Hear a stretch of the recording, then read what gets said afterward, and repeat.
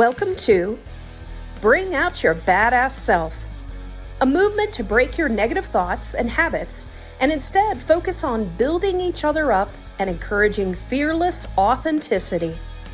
Each week, we will get vulnerable and share experiences alongside our guests and audience. Come rediscover your inner badass self. Good morning, badass. Good morning. How are you today? I'm feeling pretty good today. How about you? I am as well. It is, it's drab here, but it's like I'm still in a fantastic mood. And it was really fun, like, because we had a thunderstorm earlier. And Ooh. Yeah, I love a thunderstorm. Oh, I do too. I remember growing up, I would sit on the porch outside, and we would just sit there and rock. And my mother was scared of thunderstorms, so she was always in the basement, no matter what, because that's how she sort of grew up.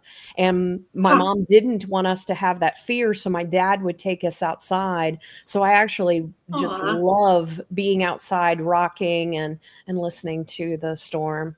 Ooh, do you ever get like good ones when you're up in the mountains so that you can sit on that? Oh, and it's amazing sounding just with the creek and then the leaves and all of that. And I'll just sit out there in a rocking chair and I, I'll just think about my dad. Yeah, of course. Well, I think that's awesome that your mom did that too. Yeah. Did she grow up in Missouri? Is that why, like, tornado? It was more because of her grandmother. And so her grandmother would take them to the storm cellar and really taught them to be scared of storms. Yeah. Yeah. Yeah. There was a brief period where I was a little scared of storms.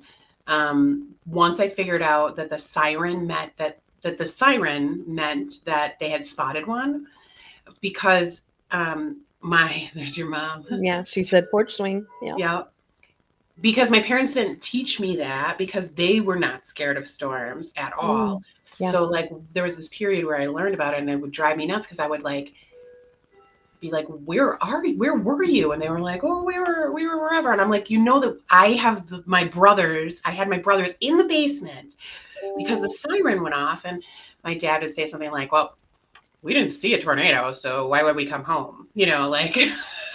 So, and I was like, but it was only a couple of years and then it passed. Yeah.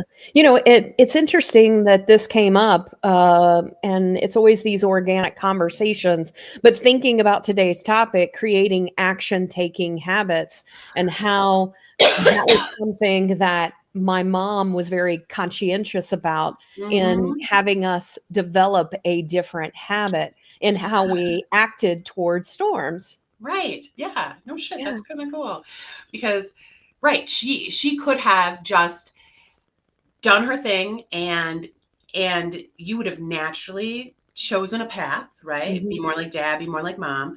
But instead she made a conscious effort to like, okay, I need to change this narrative. Like it's not a horrible cycle, but it's a cycle to break nonetheless. Right. So, and she made that effort. That's awesome. Good on you, Mom. Yeah. So, all right. Well, we have some other people joining us. As you come, go ahead and let us know that you're here. So Miss Kim is here. She said, good morning and happy Friday to my favorite, beautiful, badass ladies. Good morning, Kim, so good to see you. And then we also have J-Ro coming. She says, good morning from the Sunshine State. Sending my love and good juju to both of you and everyone listening. We're sending you good juju too. Yes. Conquer the day, everyone. Listening as much as I can today, but tackling lots. And you're going to conquer it all. Yes. And so today we're going to be talking about creating action-taking habits. And we have some individuals here that are pretty good at taking action. And so today we're going to have a little bit of a deeper conversation on this topic. As you guys continue to come in, go ahead and let us know that you're here, and we'll pull those up. So Eric is coming in. He said, good, badass morning. And I'm looking forward to, as I mentioned, we're going to be doing a panel with S&PS Atlanta. So I'm a part of that, and Eric is going to be the moderator for that. And we are finalizing a video that I think is really cool. Dodie helped me yesterday. I Oh, spent did about you? an hour with her. I was like, Dodie, I'm like, I've done this video, but I need some zhuzhin up. And I was like, I need your help. And so she was like, it was so cool. I've never done this with anybody. We were in Canva and we were both moving stuff and doing stuff. And it was just, she's like, I've never done it at the same time with someone. Yeah. And so it was just so cool. And I was like, oh, yeah, I like that. And she was like, oh, try this. So we were just like creating and modifying the design along the way. And I was learning from her. She's an amazing graphics person. So I was like learning some stuff from her. So I was like, I'm like, the wheels are turning here. And I'm like, I'm going to probably need to hire Dodie to teach me. Because I love Canva. I love it, You said, me too. I'm prepping today. Nice. Yeah. Is that interview? I don't know if Eric responded. I think I made a comment about it. Maybe I didn't. Maybe I just thought it. But is it going to be? It's going to be in person. Yeah. Yeah. So will there be any? Just come on down to Atlanta. Yeah. When is it? May 7th. Oh, May's a busy month for me. It is. It is. All right. Well, let's do this. I would like to bring our two guest panelists today. And so be sure to come off of mute. Let's switch on over. All right. I think I have you both off of mute. And so good morning. Good morning. Good morning. All right. Well, let's do this. Let's start off with maybe giving a little bit of an introduction to each of you. And so tell us a little bit about, who Tats and Katherine are. And so Tats, since I have you on the top, do you want to start first? Sure. Yeah. My name is Tats. Thank you for inviting me to the show. I don't know if I'm good at taking action, but I've taken a lot of action, sometimes, willingly, sometimes not willingly, right? So I've learned a few things along the way, but, it doesn't always go well, but I've learned some characteristics about that. And I think part of what I've been doing for a while is entrepreneurship. And entrepreneurship is all about taking actions, making mistakes, making adjustments. So, if you want to be in this area, you're kind of forced to learn and strengthen this trait. Yeah, definitely. I love that. And I'm Katherine Robinette of Keystone and Raven. I'm a keynote speaker, consultant, and culture catalyst, helping leaders at all levels create workplaces where everyone thrives. What I'd love to do is connect the dot between where your company is now and where you want to go with practical, actionable tactics. I love it. Perfect. I love it. I love when we have entrepreneurs on, and because it takes a special spirit and energy to be an entrepreneur, and yeah, it just reeks of action, right? Well, we have a couple more people joining. So we have a new individual that I connected to. And so I just want to call out. So, and I believe that I'm pronouncing the name correct, but it's Fakiha, I believe is how you pronounce it. Let me know with a thumbs up whether I did it correct. I had a lovely conversation with her the other day, and I'm so glad that you are joining us today. We also have Carmen joining us. Good morning, my favorite beautiful badasses. Hey, Friday, let's go. Friday.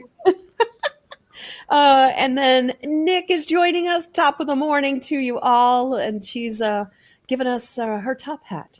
Yes. So we just passed still celebrating St. Patrick's Day. Yes, love it. Awesome. All right. Well, thank you guys for the introduction. And I know we'll discover more about you as we dive into these different questions. And so, as you know, this month we're talking about the law of action.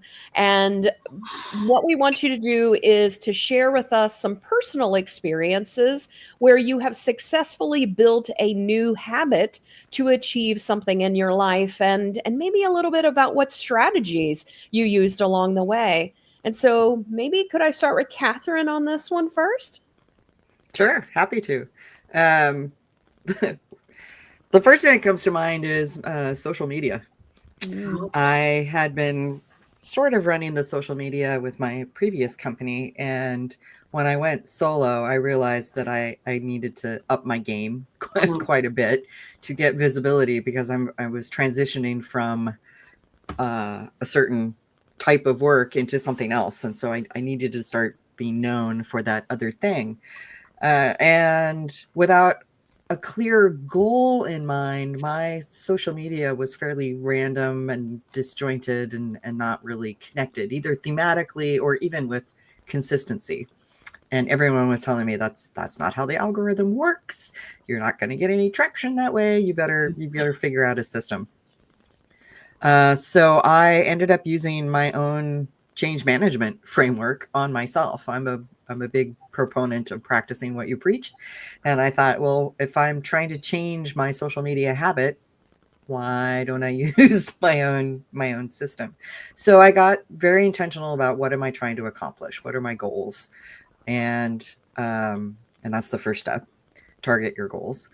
And then spent some time trying to figure out what are my needs and what are the expectations that I have that are getting in my own way. Am I already going into this with some preconceived ideas that are making me stumble? Like the first being like, this is going to take a lot of time. Well, yeah, it could, but it doesn't have to. Right. So get over yourself and like figure out what the time saving techniques might be. And from there, I built a simple plan. I use AI support for my blog content, and I stick to 3 post types generally. I do a quote and some video and a call to action post. And then and the biggest one was stop overthinking it. I'm fairly cerebral and linear, and if I can make a complex process, I will. For myself, I don't do it for other people. I tend to only do that mistake for myself. And so I actually had to treat myself like my own client and simplify this massively. And that worked for about 9 months. And now I have just decided, like, okay, I'm getting some traction and I want to do some different things. And so I hired help. Shocking. I've just hired a consultant to help me with my new social media strategies. So that was my action taking progression, was like, all right, I've done enough of it for myself to know where my weaknesses are, where my holes are. And I'm to the point where to level it up, it would be such a time suck to train me. So I'm just going to hire an expert. Yeah.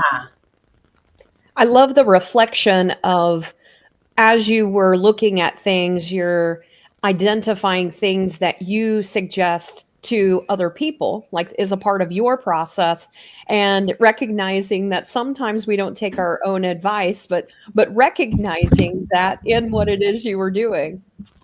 Yeah, 100%. This was a theme. This might be a theme of action, at least for our entrepreneurial or, really independent folks out there, because Dr. Kelly Chester last week, she has spent a lot of her servant leadership mentoring others. As she was talking, I said, it sounds like you mentored yourself. And then here you go. You're like, well, you know what? I am a change management expert. So holy shit, I can just apply all that to me. And so that is, I think, a huge little learning around change, is that we know what to do a lot of the times, right? We just aren't giving ourselves the same attention that we may give someone else.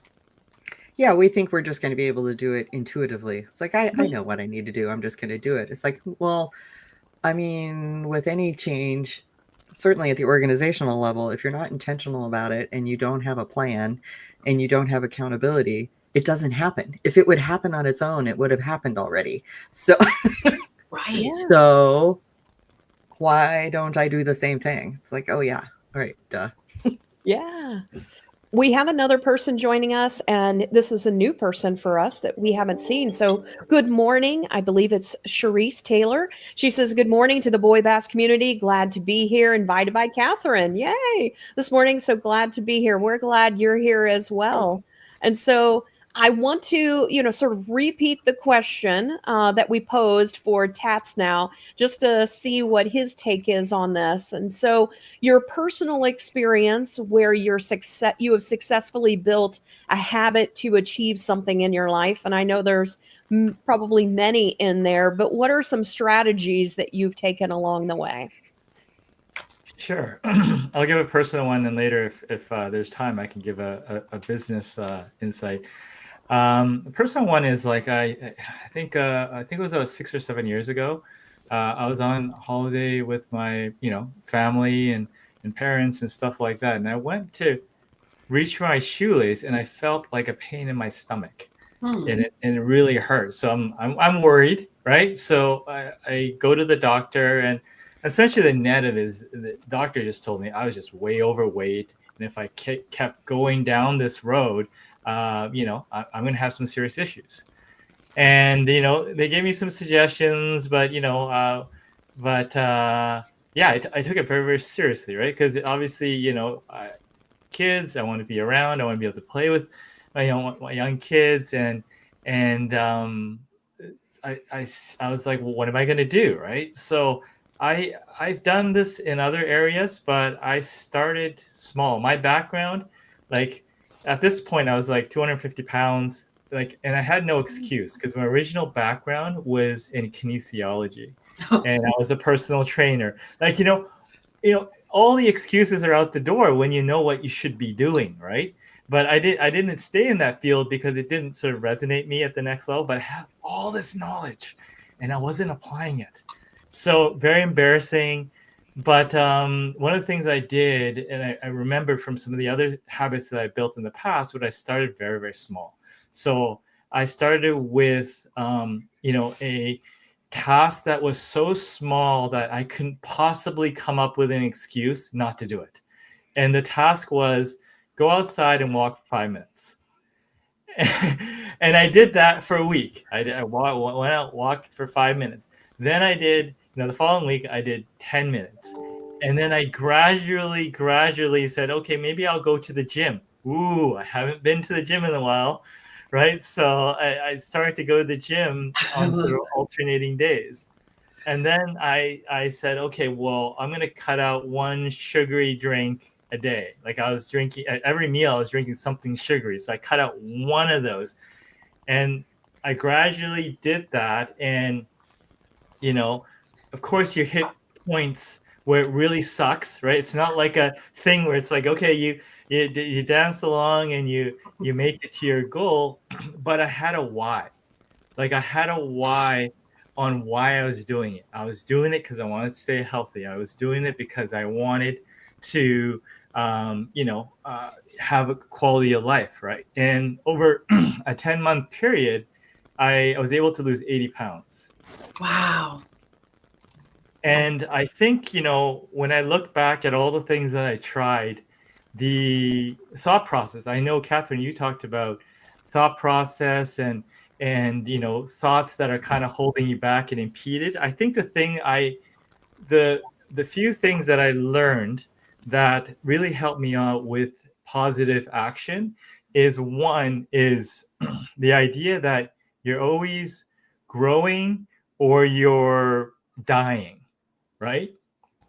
Yep. You're always improving yourself or you're moving in the wrong direction. Like, for instance, if you go to a gym, like you do, your body adapts, you get stronger, but as soon as you stop going to the gym, it goes downhill. You go to school, you learn all this stuff, but you don't study, you don't keep it up, you're going downhill.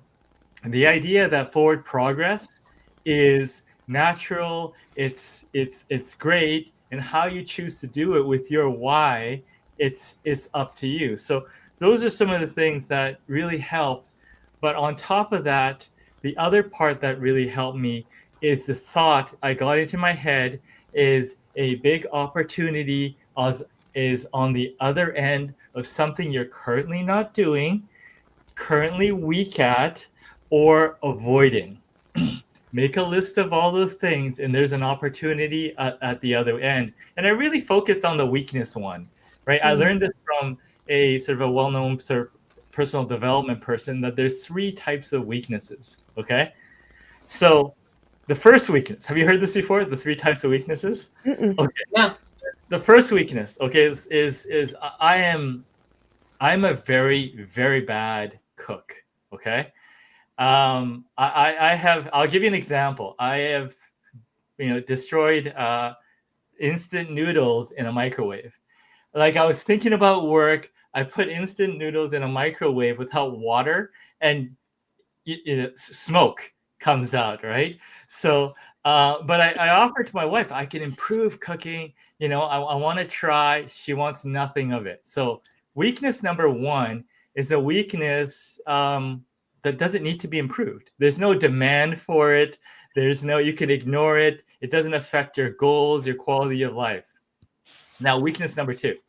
Weakness number 2 is a weakness that you have to mitigate. You don't need to have good at it, but you can't be bad at it, right? So when you look at entrepreneurship, there's 3 buckets. There's demand generation, there's operations, and this product quality and stuff like that, but it's operations, which is keeping your team happy, keeping your customers happy. And bucket 3 is doing it profitably, right? Most entrepreneurs need to be at least good at 1, okay at 2. If they're good at 2 and okay at 1, they're a genius. I've never met anyone that's good at all 3, right? But you have to be okay at 2 out of the 3 and good at 1. So if you're wanting to be an entrepreneur, you can't have an obvious weakness in any area, because entrepreneurship has this funny way of exposing your weaknesses in the worst possible way. So tell us the 3 again. Exactly. The third one. The first one was weaknesses you don't need to mitigate, you can ignore. The second one's you have to get at least decent at. The third weakness is the one that you may need to get very good at. And I'll give you an example, okay? Depending on your goal, if you want to go and change the world, let's say Elon Musk, if you look at him 20 years ago, he had a vision, he had a specific thing he wanted to accomplish, but he wasn't very good in front of people. And, even now he just is kind of awkward, but in his own way, he knows how to communicate with people. He knows how to get people to move on things. But he deliberately developed that because it was very important to him. So depending on what your vision and goal is, there are weaknesses you have to turn into a strength. So, you have to define, depending on what your why is and your purpose, if you have a weakness, which bucket or which path you need to take with that weakness. Sorry, Kate, I ended up muting you.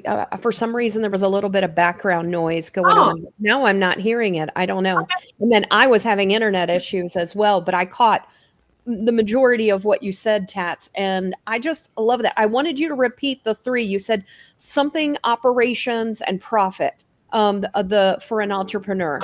Oh, the entrepreneur, like the ones you have to mitigate. Yeah. So, yes. With entrepreneurship, there's demand generation. So that's sales and marketing, right? There's operations, which is keeping the customer happy, keeping your team happy. And that could, operationally, it could be like, there's product fit and stuff like that, but let's say, but then there's doing it profitably.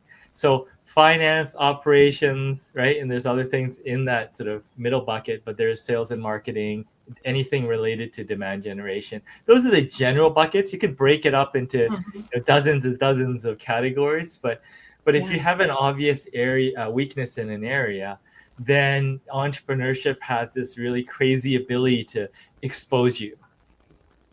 Yeah. I love it on so many levels. First of all, I loved your example.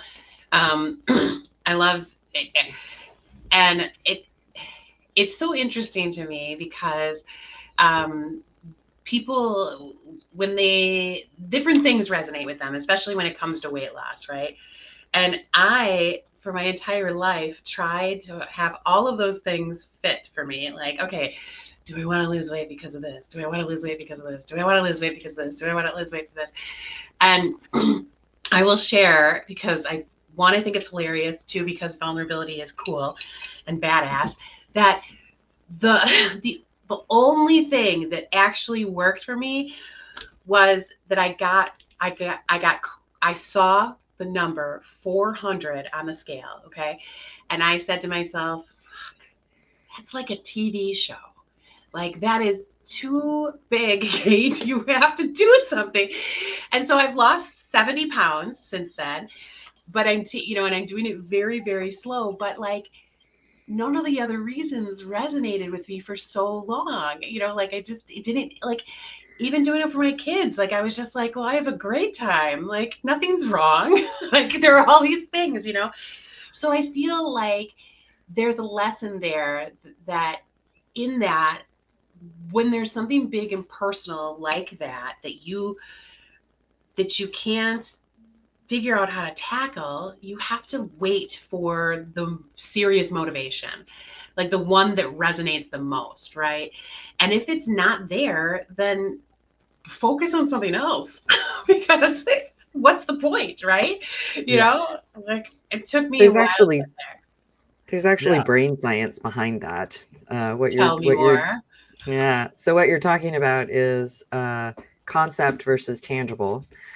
And the brain doesn't actually think of concepts as being motivational. Okay. It thinks of them as too abstract. So you actually have to have tangible goals. And that can be a number, right? I'm trying to reach this amount of money, or I'm trying to lose this much weight. But it can also be an experience. I want to be able to climb the stairs without huffing and puffing. Yeah. I want to be able to, walk around Disneyland without having to take a nap in the middle of the day, whatever it is. And that the brain will say, oh, well, if you're serious about that, I'll start building the pathways to making that happen. Yeah. That actually serious. Yeah, that just happened to me. So I was going to Hawaii, and I have on my bucket list to be on a helicopter, to go on a helicopter.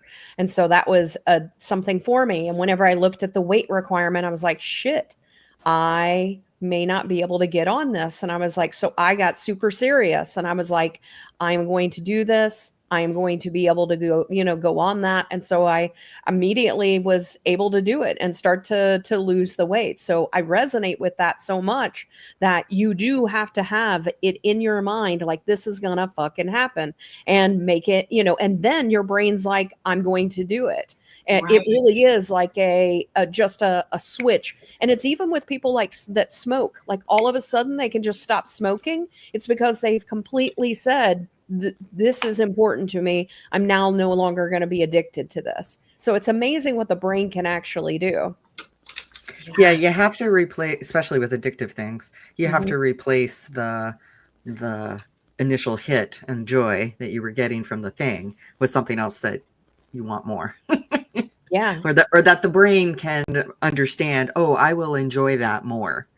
Right? Because the brain is it's an addict for things that will bring it joy. It's interesting, and I want to hear from each of you on this is I feel like part of it is just knowing yourself. Like, there's things like sleep where, if you sleep a lot, you have more willpower earlier in the day, you could get willpower. And I did that for food, which is like, I could have 2 good clean meals, but dinner, I better save the calories or whatever I'm going to do, because I it slips a bit, but then I've made it up earlier in the day and stuff like that. But here's an example I always like is in sports, there's something called ideal performance state, right? Where, hey, when you're doing this, let's say you take more action. Like, for instance, like you go to gym workout after, you make the best sales calls, or, after you eat this food, or after you do this, or after you meet this person, I'm more energized. like you just start to like document that. Like Mhm. Darwin was so intentional. He took a walk twice a day, like very intentional to a point. He created a walking path in his backyard. He'd take a walk in the morning. He'd take a walk before dinner every single day for 30 years. And he realized that that's when he came up with the best ideas. And I think he did Mm. pretty good with ideas. So Mhm. for each of you, when do you feel like you have more action, or when do you prone to more action? What are you doing? Who you're around? What's your environment? Mine's in the morning. So I'll sit there, I'll rock. After I take a shower, I'll just chill out after a shower. I also, in the shower, I get ideas. In the morning, I'm most creative in the morning time. And so that's when all of my ideas, I'm flowing and I'm writing it. And if I don't have time to execute upon them, I at least document them in notes on my phone. And then I'll go back to it as I have time. What about you guys? I'm just having a huge aha moment and realization. Oh, I'm very good in the morning, but a lot of great ideas come to me when I am not sleeping. And so that might be a big part of my insomnia, right? Because like, and I manifest shit when I'm not sleeping, and that because it's become a coping skill. Like, okay, so do not think about that horrible thing you did 10 years ago. Don't think about that right now. Why would you think about that right now? Instead, let's think about something else. And then I will have like a mantra or a repetitive manifestation like phrase, and I will repeat that. And that's like a coping skill for me to not go into like a negative emotional spiral, right? And then but that shit comes true. The stuff that I manifest, right? The stuff that I focus on comes true all the time.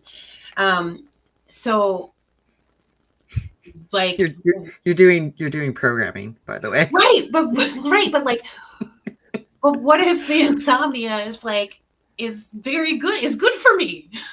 Like, and it's not, but in a way, I don't know. It's just, it's good for your brain. Yeah, right. Here's the question: is there any other times that, like, because I think your brain is, dumping out ideas, right? So is there any other times or any other activities you do that could possibly like help you do a brain dump at different parts of the day or different times? Can you force that to happen in different times of the day where you're out of ideas, but it's time to go to sleep?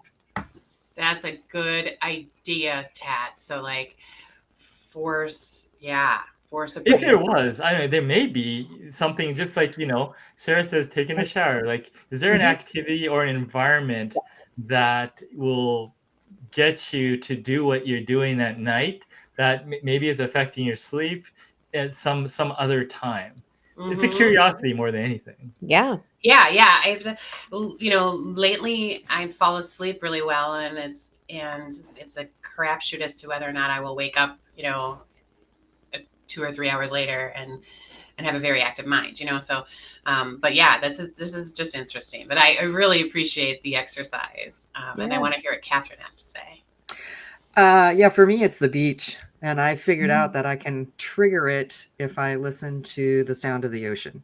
So I can trigger a mental creative state if I put on my headset and just listen to the sound of the ocean.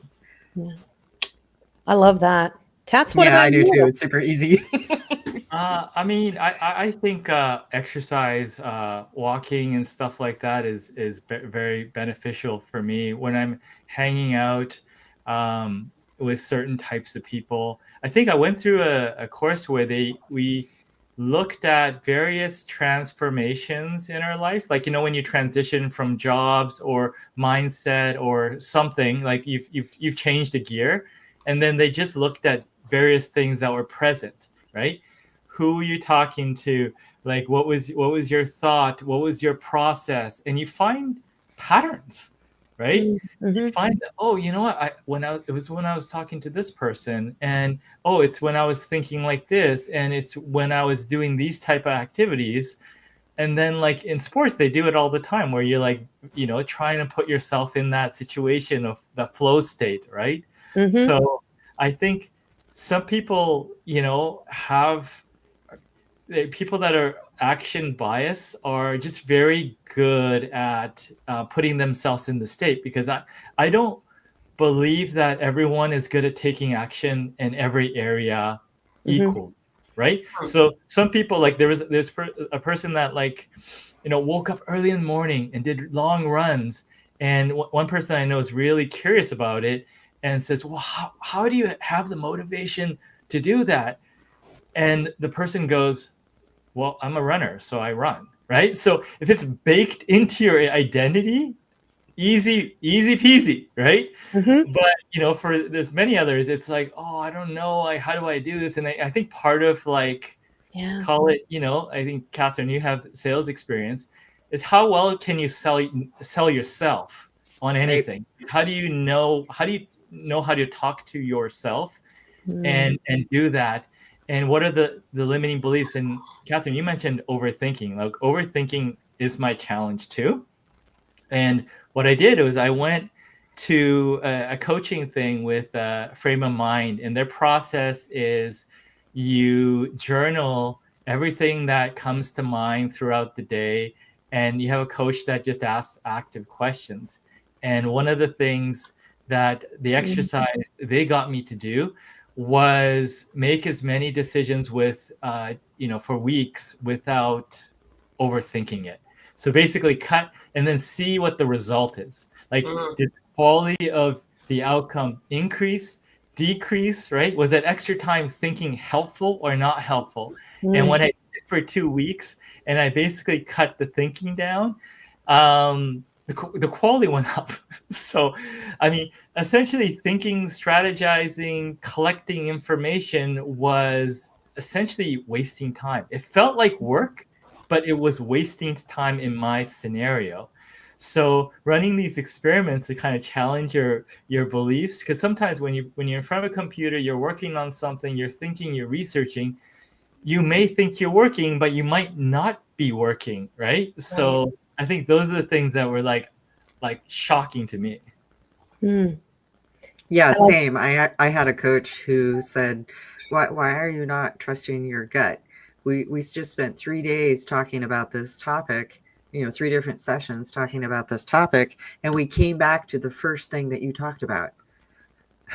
Right? You went in a complete circle. Like, stop doing that. Go with your gut. It's like, oh, dirt. Like I had been, and I think it's a uniquely female problem in a male dominated industry where I came from, where I had to justify my choices to a bunch of men. And so I got really good at doing all of the intellectual work around why did I choose what I chose. But how many times were they coming to me saying, my gut says I should do blah, and so that's what we would do. And there was no debate. Right. So I'm finally, as an entrepreneur, in that role where like that's expected. I don't have anybody else. I have to follow my gut. And I don't have to justify it to anybody. Well, that solved a lot of the overthinking problem. Yeah, absolutely. I really do love this particular topic. I do also want to hear from the audience. The question that Tats asked, when are you most motivated within your day? And so I do want to know that. And then also add this question. So I love this. How many people have learned to trust their intuition? So for me, this was one of the things that I learned very early on in my life, is to learn to trust my intuition. Because every time I went against my intuition, I was like, oh, see, like I didn't. And so I got to the point where I was like, I don't really give a shit whether, you agree with this or not. I'm trusting, the process in what it is that I'm supposed to do. What I've also discovered is that it may not be the same for everyone else. And they also have to trust their intuition, because I have a scenario where my sister and I were talking about, we were talking about politics, and I won't get into the middle of it. But when we started talking about it, we realized that we were both believing some different things for different reasons, because our purpose in life was different. And so the purpose for me was leading me down this path. The purpose for her was leading her down a different path. So I want for us also to recognize that our intuition is not necessarily right or wrong in the world. It's right or wrong for us in where it is our path should be. And I think that is one of the biggest aha moments that I had as I was having it with my sister. I was like, even though I'm like completely against this, I do get how what she is needing is something else. So I really want to, maybe dive in a little bit into this as well, because when it comes to taking action, it's also allowing actions from other people and hearing them and communicating and listening to them. And I want to understand maybe how that has also played into your careers.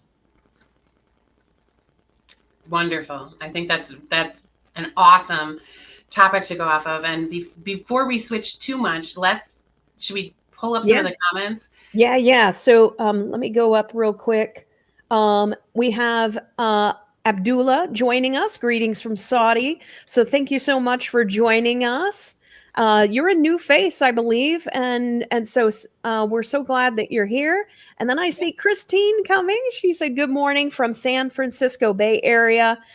So it's good to see you, Christine. I know that I think you've been on, but I can't remember whether it's been often. So I'm really glad to see you again. And she also just said, I love your candor. Thank you for sharing.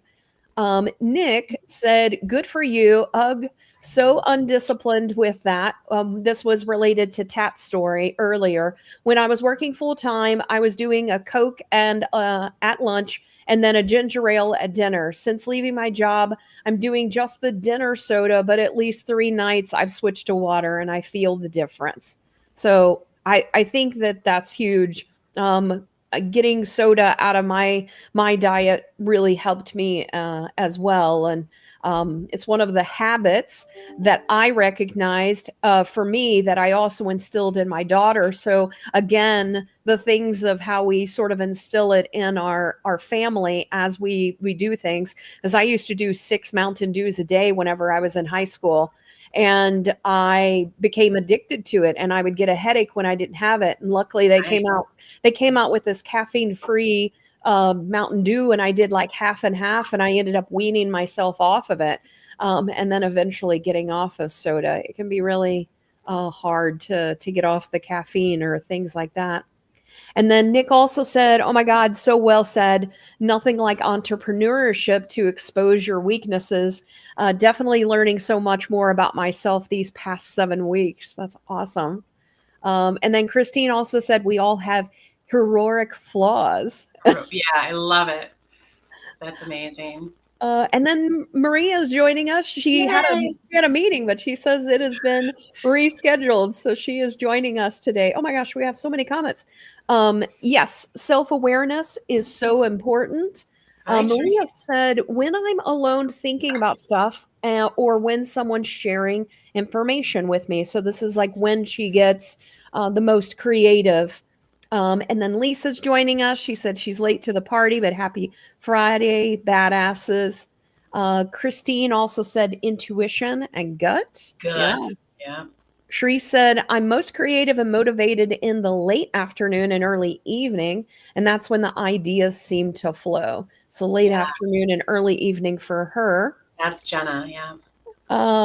And then Maria said, I've spent about 8 years discerning which was trauma to reprogram and which was intuition. It's the only advisor. Yeah. I think that is huge as well, and a good topic for us to talk about. Yes, intuition as your only advisor. I love that. And then Christine said, in a male-dominated tech industry, I've often been talked over and my ideas ignored. Absolutely, Christine. Yeah, and I do want to say that I don't think that this is necessarily. I know that it's male dominated, but I've also observed this with males as well. If anything, I think that it's probably harder for men sometimes to tap into intuition because they haven't been taught anything about intuition. I don't want to see, Tats, what you think about that for yourself. Were you ever taught like intuition is something? Because whenever I talk to my husband about it, he's just like, I don't know. It's a male instinct and female instinct, maybe different. I don't know. I don't know. I mean, for me, like, I find that for my case, some of my intuition relates to business early on was just frankly horrible. Like my natural tendencies were off. So I think just paying attention to the result, right? Like if you trust your gut, goes well, trust your gut, goes well, maybe that's an area where you're really dialed in. But I was an introvert. I like to tackle everything myself, right? And didn't understand team building and the skills required to do that. So like that I really had to build up. Like when we were we have our coding manufacturing now, but when we had that consulting firm when we helped launch products, we had lots of clients where their intuition on an area where they don't have experience was off, right? Like your intuition in an area where you have a lot of experience or it's not quite as technical is off. But I'll give you an example. I had a potential client came to me and they spent thousands and thousands on a provisional patent, and it was frankly a very, very bad idea. And no one told them, their gut was off and they're about to mortgage their house on investing in this thing. And I had to tell them it was a horrible thing or had a very, very low chance of success in X, Y, Z. So I think you have to always pay attention to if you are correct and if you are not, and if you are off in a given area, because we're not all strong in every areas, then just to kind of be careful depending on the situation. Now, what I love is, thinking about two actions, like, say, oh, should I do this or this? And you can't discern between the two and the risks are low. That's like immediate action. And it doesn't matter, basically telling yourself it doesn't matter which way you go. But if there's an action where like there's a significant cost to getting it wrong, you may want to take more of a step-by-step approach to gather more information and to learn. So I think that might be also a thing. But if there's like your only downfall is embarrassment, I mean, as an entrepreneur, you got to pay that price. Yeah. Well, and 90% of the time, nobody knows, right? The embarrassment is only yours because they really aren't paying that much attention to what you're doing. Yeah, marketing campaign falls flat. No one heard about it. Yeah, that's right. Nobody knew. I also think that there's value once you've gotten to the place where you only have two choices or only have three and you still can't make up your mind, pick one, because you will know really fast if that was the right one or the wrong one. It won't you won't have to be down that path for very long before you'll know, oh yeah, this was wrong. So then pick one of the other two. But if you've gotten to the place where you have so few choices, then you're right. Make the choice. Just make one. Yeah. And I really like what you said, that think about the situation and how much is at stake. Yeah. So if it's like the company can go under, or, a lot of people will be without their job, that's worth investigating and doing a little bit more research. But if it's, something simple, like just make the decision and move on and then adjust. This is one of the things I talk to Cate and other people internally. It's like, guys, like this is not a decision that requires a lot of thought. It's, let's make a decision. It's a small decision. and then let's test. It's just like when you do marketing, A/B testing, test a little bit of this, test a little bit of this, and, then adjust, and Right. so, it's Kelly, who was on with us last week, said, Laura, she said, learn, apply, reflect, and adjust. And I really liked that, because that's ultimately, as you're looking at things, finding those, just making a small decision and moving forward and seeing what you get from it. I think part of our difficulty with taking action is that not only are we afraid we've made the wrong choice, but we're taking the wrong action, but we don't know where to pivot. When to pivot. Is it okay for me to change my mind? Yes. Right. Like, I know so many people are like, I hate exercising. I hate going to the gym. I'm like, well, there are a bazillion exercise choices. Like, you don't have to go to the gym. And it's okay to change your mind about how to do the thing. Just the goal didn't shift. Pick something else. Right. And I think a lot of that has to do with with society, because think about how it is they talk about people that are flip-floppers, like, oh, they're a flip-flopper. It's like, okay, so they reflected, and that's a bad thing to reflect and like reevaluate what it is you're thinking. No, you should just always stick with what you choose. Like, That's think so about funny. what that means. Right. That's exactly what I say to people. It's like, so I'm never supposed to change? I know. Right. Like, that's not healthy. So I do want to pull up a comment. So Christine said, I find myself over justifying my opinion. And I think that is one of the things that when you do have that intuition and you're like, I know. And then, as you said, you have individuals that are questioning. One of the tactics that I've done strategy wise to do that is just to start asking questions. Well, help me understand, what your concern is. So what I tend to find is it has nothing to do with my decision. It has to do with something related to them, their fear, their insecurities, their, whatever it is. So for me, I'm doing less of justifying these days and more figuring out what the actual issue is, because it's not my decision. It's what, it's something else. It's a fear that you have or a concern you have or things like that. And then that allows you to be able to get a little bit closer into how to actually come together. What do you guys think about that? Absolutely. I think getting curious is often the right path to action, no matter what, right? Getting curious with ourselves, getting curious with others around us. Those of us that are good at listening to our guts sometimes don't get curious. So you got to kind of watch out a little bit too, I think, because, but there's a difference, but curiosity, when there's resistance, it's time to get curious. Like with Marie, I'm going to bring this one up. When you notice you're on the wrong train, it's time to get on the right train. Like, you won't know that until you notice it. No, it's not. And it's about not falling in love with your idea too much. You could be wrong, or it could be, and then also being kind to yourself.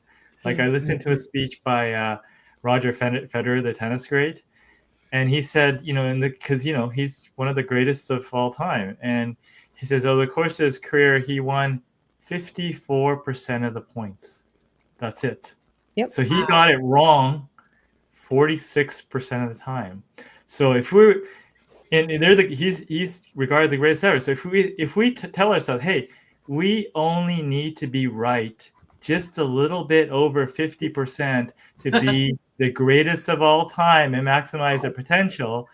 I mean, I think that's a better standard than, having to have the right answer every time. Right. Holy shit, I love that. It's not enough to be right. You got to bring everybody along with you, including yourself sometimes. Right. Yes. I love that. So Eric said, morning motivation to hopefully set the tone for the day before the distractions begin. To Kate's point, that may start at 4 a.m. Oh my gosh. 4 a.m. I am getting my REM sleep at that time. Yep. And Ernest is joining us. He said, nice. Myra's also joining us. She said, good morning, you all. Good morning. And then Maria also said, or like my money goes down when I hang out with my sister. Sorry, not sorry. I don't know what that means. Sorry, not sorry. It's just like the sorry, not sorry. You don't know what that means? No, or like my money goes down when I'm hanging out with my sister. I don't know what that means. Maybe like, well, maybe just like she wastes money more or sees herself, And then we have Maggie joining us. Good morning, Maggie. She says, I need to jump off now, but thanks for much of the discussion. This has been great. And so keep adding comments in here. And I do want to be mindful of the time as well. So we've gone and meandered into some different areas of things. And so maybe if we can focus on what do you believe is the key to developing sustainable action taking habits in our daily life? So like what's your takeaway for yeah your last word on action? Yes. I do want to ask quickly, Katherine, you mentioned like I want to know, do you guys each have like offerings, like services that you offer to people, or like Katherine specifically, you feel like a great coach. Do you provide that service? Yeah, I actually do a fair amount of like team consultation. Okay. So yeah, that's a big area. Mostly people come to me when they have a problem that they can't quite put their finger on or figure out how to get started. And in their organizations. Yep. Or, an organizational change, leadership transition, the big 5 company change stuff. And we talk about what their goals are and what they want to accomplish, and then work on an implementation plan, because there are a lot of really great consultants who will do strategy, and I'm all about the tactics. So I'll do the strategy with you, and then I'll also help you through, okay, so how do you make this actually happen and make it work? Okay, cool. Nice. And Tats, what are you? Do you have like an offering that might be interesting to people in our audience? I mean, we run our roof coating manufacturing business, but for me, like I do a podcast called Specified, so I'll interview people and I'll ask a ton of questions, and that's just my way of not necessarily listening to podcasts, but participating and asking the questions I'm curious about. So, like if your brain kind of works like me, then I kind of ask those type of questions in my podcast. So cool. And it's all about growth, correct? Specified growth. Yeah, growth, personal improvement, company entrepreneurship, construction, building materials. That we kind of meander between those topics and entrepreneurship. So. Love it. All right. So the final question is, what do you believe is the key to developing sustainable action-taking habits in our daily life? Can I go first? Go for it. Yeah. Because it's really easy for me. Values. You have to know what you value and what drives you and what you're passionate about. That's your barometer, right, for action. Okay. For me, it's GPS: grace, pace, and space. Ooh. Be kind to yourself. That's the grace. Pace is drop the unrealistic timelines. It'll happen when it's supposed to happen, or it'll take however long it needs to take to happen. And space is the hardest ones. Sometimes you just have to leave breathing room for stuff to work. So you get it to a point where you lose control, and then you let go and let it do its thing. I like that. Great. I agree with what both of you said. I'll just add, look at congruence. So look at things that are causing friction. Like, for instance, if your goal is to exercise 7 days a week, but you only have 3 sets of exercise clothes, it might be a problem. If you're looking at your workstation, you want to be productive, and there's something about that space or how you operate that's not working, or where you're working or anything, change it. If you're hanging around people that don't share your values or get in the way or not motivating you, consider changing it, right? Just look at friction points and patterns that are resisting it, because any person that I know that takes a lot of action, it's not effortless, right? There is effort, but they know what they want, they know what they're doing it. I think, Katherine, you said, grace, pace, space, room to fail and reformulate the plan, and then remove any obstacles that cause friction, because you want it to be as easy or as streamlined as you possibly can, so that your willpower or your quote unquote motivation isn't doing the heavy lifting every single day. Yeah, these are great.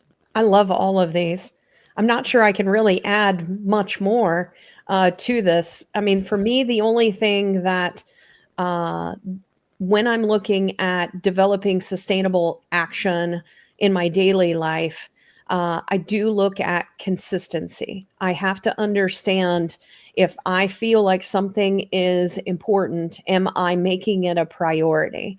And I feel like a lot of times people want things, but they don't actually put action or plan in place and consistently do those things. They want it, they desire it, but are the actions that you're taking actually supporting it? So if I want to pay off my debt, for example, what am I doing to minimize the things that I'm spending money on that I could get rid of in order to pay off debt?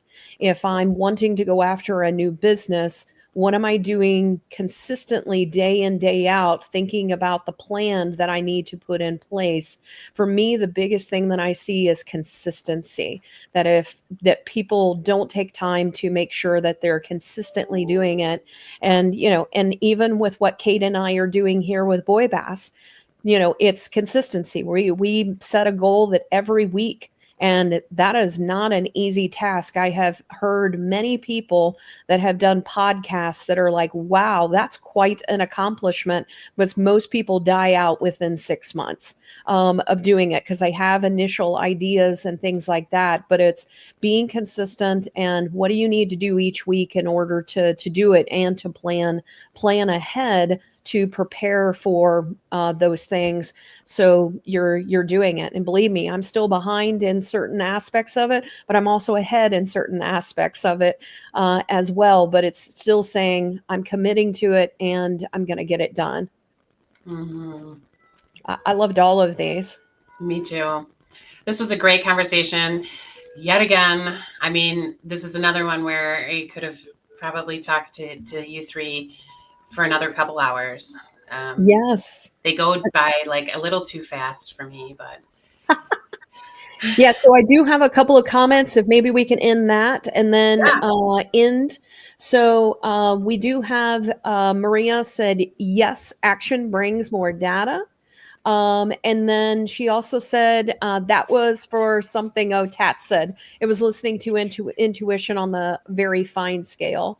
Charisse said, I love what was shared about getting curious about ourselves and the results we create. Maria said, life, if my money goes, I did that one, I think, earlier. Yep. And then courage drives us to act in critical moments, while prudence reminds us to think clearly and make wise decisions. Knowing when to act and when to wait, and I think that's super important, can make all the difference between safeguarding and creating risk. Thank you so much for that. I love that. And then Charisse, we'll probably end on you. Thank you all for such a powerful conversation. It's perfect as I continue to plan for the next quarter of the year. Great insights and tips.